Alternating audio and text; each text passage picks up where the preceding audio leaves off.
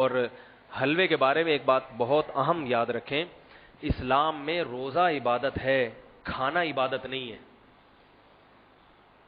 نبی صلی اللہ علیہ وسلم سے کھانے کے بعد میٹھا کھانا ثابت نہیں ہے۔ اس کو لوگ کہتے ہیں کھانے کے بعد میٹھا کھانا سنت ہے۔ پہلے یہ بتاؤ کہ کھانا ہی بھی سنت ہے یا نہیں ہے؟ وہ تو کھانے کہاں کھاتے، وہ فاقوں سے رہتے تھے، کبھی تھوڑا سا مل گیا 2 نوالے کھا لیے بس۔ ہم تو پیٹ بھر بھر کے تھوپتے ہیں اس کے بعد پھر۔ اور نبی سے جو حلوے کی فضیلت ثابت ہے نا کہ نبی صلی اللہ علیہ وسلم کو حلوہ پسند تھا، تو حلوہ کا لفظ عربی میں اس حلوے کو نہیں کہتے جو ہمارے یہاں پکڑا ہے۔ حلوہ عربی میں ہر میٹھی چیز کو کہتے ہیں۔ میٹھی چیز پسند تھی جیسے کھجور، شہد، کھجور کھا سکتا ہے انسان کسی بھی وقت، یہ میٹھا، نیچرل میٹھا۔ ہم جو نبی کے نام پہ حلوے کھا رہے ہیں وہ کیا کھا رہے ہیں؟ گجریلا، کدو کا حلوہ، اور اللہ کسی دشمن کو بھی نہ کھلائے بیسن کا حلوہ۔ کسی سے انتقام لینا ہو اسے بیسن کا حلوہ کھلا دو، مولی کے پراٹھے کھلا دو، پھر بھی اگر انتقام پورا نہ ہو گوبھی کا پراٹھا کھلا دو، اس کو بند گوبھی کے پراٹھے میں ڈال کے کھلا دو۔ جتنے قرضے کھائے ہیں، جتنی دشمنیاں ہیں، مولی کے پراٹھے اور گوبھی کے پراٹھے سے انشاءاللہ نکل جائیں گی ساری۔ تو بیسن ویسے بھی گیس کرنے والی چیز ہے، مشکل سے اس میں حلوہ بنا دو اور مشکل سے ہضم ہوگا، وہ کھا کے تو ویسے بھی عبادت۔ اچھا عجیب بات ہے کہ کھانے کی رات بھی ہے، عبادت کی بھی ہے۔ جو کھانے کی ہوتی ہے وہ عبادت کی نہیں ہوتی، کیونکہ کھا کے عبادت نہیں کر سکتا انسان۔ اس لیے کہتے ہیں بدعتی جو بھی بات کرتا ہے نا اس کی باتوں میں تعارض ہوتا ہے، وہ اپنی باتوں سے پکڑا جاتا ہے، باتوں سے ہی پکڑا جاتا ہے۔ بول کیا رہا ہے بھائی تو؟ کھائیں بھی، عبادت بھی کریں، قبرستان بھی جائیں، نہائیں بھی، تو کیا کیا کریں بھائی؟ تو کھانا پینا چھوڑ دیں نبی کے نام پہ۔ آپ یہ کہہ کے کھائیں کہ میں پیٹو ہوں، میری تسلی نہیں ہوتی جب تک میں اتنے پراٹھے نہیں کھا لیتا، میں اتنے حلوے مانڈے نہیں کھا لیتا، میں پیٹو ہوں۔ اسلام میں زیادہ کھانا پینا پسندیدہ نہیں ہے۔ دیکھو اس پہ حدیث سناؤں کہ جو صدقے دل سے اسلام قبول کرتا ہے نا اس کی خوراک خود بہت کم ہو جاتی ہے۔ حدیث میں آتا ہے کہ ایک کافر نبی صلی اللہ علیہ وسلم کے پاس آیا، آپ صلی اللہ علیہ وسلم نے اسے دودھ کا پیالہ پیش کیا، صحیح حدیث۔ اس سے پتہ چلتا ہے کہ کافر کا اکرام کرنا بھی سنت ہے۔ تو آپ نے اسے دودھ کا پیالہ پیش کیا، اس نے دودھ پیا، آپ نے دوسرا پیالہ دیا، وہ بھی پی گیا، 7 پیالے پی گیا۔ 8واں دیا تو کہنے لگا میں سیر ہو گیا ہے بھائی، پیٹ بھر گیا اور نہیں چاہیے۔ اللہ نے اس کو ایمان کی توفیق دے دی، نبی کے اکرام کی برکت ہوگی، اسلام قبول کر لیا، اس نے کلمہ شہادت پڑھ لیا۔ اگلے دن آیا، وہی حالت تھی بھوک کی، آپ صلی اللہ علیہ وسلم نے اکرام کیا، دودھ کا پیالہ دیا، پی گئے۔ دوسرا پیالہ دیا، فرمایا سیر ہو گیا۔ کیا فرمایا؟ بس پیٹ بھر گیا۔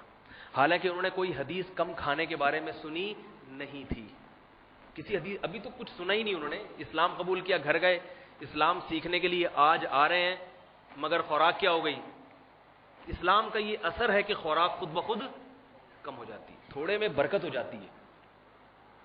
تو نبی نے اس موقع پر صحابہ سے فرمایا الکافر یأکل فی 7 امعاء والمؤمن یأکل فی معن واحد، کافر 7 آنتیں بھرتا ہے اور مومن صرف 1 آنت بھرتا ہے۔ کیا مطلب؟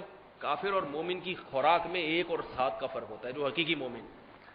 تو حلوے مانڈے اور دیگیں اور کھچڑے اور تیجے کے نام پہ ابا کے مرغے کھا رہے ہیں، کبھی کنڈے بھی کھا رہا ہے آج کا مسلمان، اور پتہ نہیں کیا کیا کھا رہا ہے۔ چھوڑ دو کھانا، کھاتے ہو تو اپنے خرچے پہ، اپنی ذمہ داری پہ، اپنے پیٹ کا نام لے کے کھاؤ کہ میرا پیٹ جب تک پھل نہ ہو جائے مجھے تسلی نہیں ہوتی۔ دیکھو کل میں نے دوپہر کھانا نہیں کھایا نا، مجھے بہت بھوک لگی تھی، تو فجر کا ناشتہ کیا ہوا تھا میں نے، بہت بھوک لگی، دن بھر میں بہت مصروف بھی تھا، اتنی شدید بھوک لگی، گھر میں آیا تو کدو اور مرغی بنی ہوئی تھی، روٹی تھی، میں نے کہا اتنی ٹائٹ بھوک لگ رہی ہے کہ مزہ نہیں آئے گا یہ کھانے میں، روٹی کھانے کا دل نہیں چاہ رہا تھا، گرمی بہت تھی۔ تو میں ایک آدھ ساتھی کو لیا، میں نے کہا چلو بھائی کچھ اچھی چیز کھاتے ہیں، بھوک بہت لگ رہی ہے، تھکاوٹ بہت۔ تو اللہ کے فضل سے، آپ کی توفیق سے 2 پلیٹیں بریانی کی، بڑے گوشت کی، بھر کے کھا گیا میں الحمدللہ، اللہ نظر بد سے بچائے۔ بھوک لگ رہی تھی، وہ ہوٹل والا بھی دیکھ رہا تھا کیا ہو گیا اس کو۔ اب یہ میری بھوک تھی بھائی کہ میرا 1 پلیٹ سے پیٹ نہیں بھر رہا، اور گوشت بھی ماشاءاللہ اس میں بہت تھا، اور پھر کولڈ ڈرنک اور دہی، وہی سلاد ولاد بھی، سب اٹرم پٹرم بھی، بھوک ٹائٹ لگی ہوئی تھی۔ لیکن میں نے اس کو یہ نہیں کہا کہ یہ نبی کی سنت ہے، مجھے خود بھی شرم آ رہی تھی کہ نبی تو اتنا نہیں کھاتے تھے۔ پھر میں نے نفس کو کہا کہ بھائی نبی طاقتور تھے، ہم کمزور ہیں، ہم نالائق ہیں بھائی، ہم نالائق ہیں، کمزور ہیں، ہم تو جب تک تسلی سے کھا نہ لیں ہم سے تو چلا نہیں جاتا، نماز کیا ہوگی ہم سے، فجر میں تو پڑھی نہیں جائے گی، قرات نہیں ہو سکے گی، نمازیوں کا نقصان ہوگا وغیرہ وغیرہ۔ تو سارے خود ہی دلائل گڑے، مگر اس کھانے کی نسبت قرآن و سنت کی طرف نہیں کی کہ اسلام نے کہا ہے جتنا کھا سکتے ہو کھا لو، آپ کھائیں اپنے پیسوں پہ، جتنا کھا سکتے ہیں آپ کھائیں، مگر یہ نہ کہیں کہ اس سے کھانے سے کیا ملے گا، ثواب ملے گا۔ بقدر ضرورت کھانا ثواب ہے، اور ہم جو کھاتے ہیں بقدر ضرورت نہیں ہے۔ تو اسلام لانے کے بعد، تقویٰ والی زندگی اختیار کرنے کے بعد تھوڑے میں انسان کا اچھا گزارا ہو جاتا ہے۔ اس لیے حلوے مانڈے چھوڑ دیں، کوئی گھر میں لے کر آیا کرے، شب برات کا حلوہ لے کر آئے تو آپ اس کو جواب میں کہیں ہم لوگ حلوے مانڈے والے نہیں۔ حلوہ کھانے سے حلوے مانڈے والا نہیں بن جاتا انسان، لیکن ان موقعوں پہ حلوہ کھانے سے انسان حلوے مانڈے والا بن جاتا ہے۔ تو بولے بھائی ہم لوگ حلوے مانڈے والے